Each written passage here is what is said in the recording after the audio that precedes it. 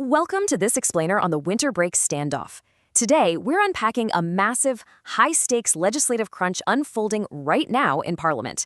It's this wild story of huge financial stakes, intense political rivalries, and two totally unrelated policy areas just crashing into each other right before the long winter break.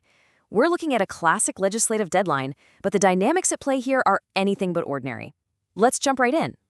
So, how exactly do profound structural changes to disability funding end up tied to a fiery debate over housing taxes, capital gains, and negative gearing?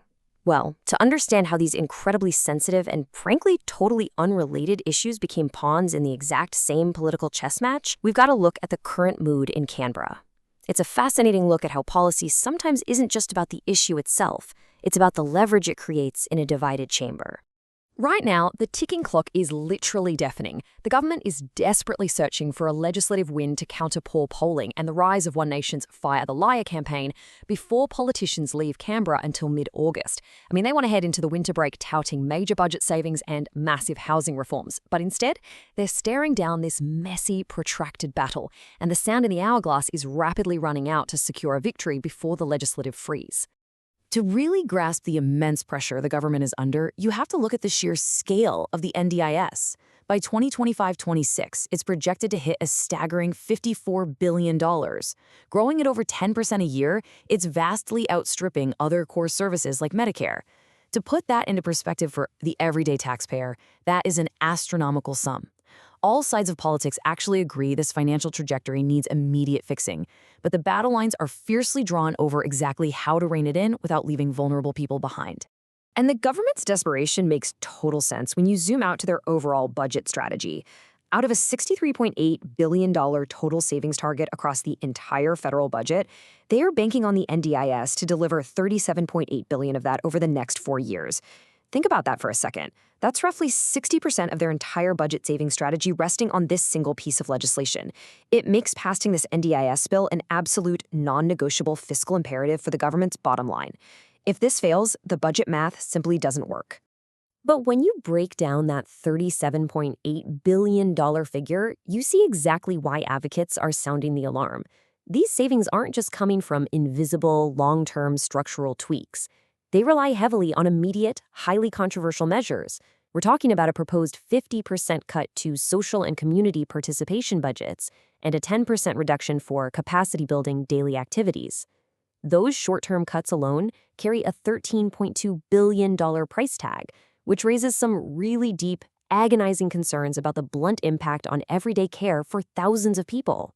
This immense fiscal pressure has triggered some incredibly fiery rhetoric. When a rare alliance between the coalition and the Greens proposed an 8-week delay to review the bill, NDIS Minister Bill Shorten absolutely didn't hold back. He called it a lazy delay, pointing out that the scheme has already faced a year and a half of intense reviews. For the government, an 8-week pause isn't just routine parliamentary paperwork, right? It's a delay that could cost the budget over $1 billion. Shorten is really stressing his overarching responsibility to keep the scheme financially viable. But you look across the aisle, and the Greens view these massive financial savings through an entirely different lens. Leader Adam Bent frames this not as fiscal responsibility, but as a devastating attack on the disability community that absolutely must be stopped. Their stance is unyielding. They argue that if changes need to be made, they must be co-designed with disabled people, and any savings should be reinvested right back into care. From their perspective, those funds just shouldn't be siphoned off to prop up a federal budget surplus. Now, beyond those immediate financial cuts, this legislation is trying to fundamentally rewire how the NDIS works by tightening the gates. The government wants to move away from the old diagnosis lists and instead implement objective, functional capacity assessments to determine who gets help. They're also looking to clarify the legal definition of permanence and shift to a new framework for planning. These are sweeping, systemic shifts that fundamentally alter who qualifies for care, which perfectly explains why the pushback has been so intense. Okay, so while that fire burns, an equally explosive battle is raging on the exact same Senate floor over housing affordability. In a massive proposed overhaul to property taxes, the government wants to remove the 50% capital gains tax discount, replacing it with inflation indexation and a flat 30% rate. Plus, they want rollbacks to negative gearing incentives. If you own property or you're trying to buy your first home, this matters deeply. It's an economic earthquake aimed right at the heart of the housing crisis. Naturally, the coalition has built a solid wall of opposition against this. Opposition leader Angus Taylor argues these changes will just torpedo economic activity and deter vital business investment. His strategy is absolute. He says we need an axe, not a carve-out. By accusing Labor of doing dirty deals with the Greens, the coalition is drawing a hard line in the sand. They're making it incredibly clear that they will offer zero bipartisan cover for these housing reforms, vowing to fight them completely. And then you have the Greens, who look at Labor's housing tax reforms and say, well, they don't go nearly far enough. See, the government wants to protect existing property investors through grandfathering, meaning if you already have a property, you keep your current perks. But the Greens? They are demanding those protections be stripped away completely, so the new, higher taxes apply universally to everyone. They view grandfathering as a cop-out that fails to actually solve the housing crisis for renters and new buyers. So let's take a look at the political chessboard in Canberra right now. As you can see, it is complete and total gridlock. Labor desperately wants both of these massive bills passed immediately before the winter break. The coalition wants to stall the NDIS and kill the housing tax. Meanwhile, the Greens want to kill the NDIS cuts and dramatically expand the housing tax. There is simply no clear, straightforward Senate majority for either piece of major legislation. The government is completely trapped between two immovable forces. Which brings us to the ultimate grand bargain currently being floated to break this deadlock.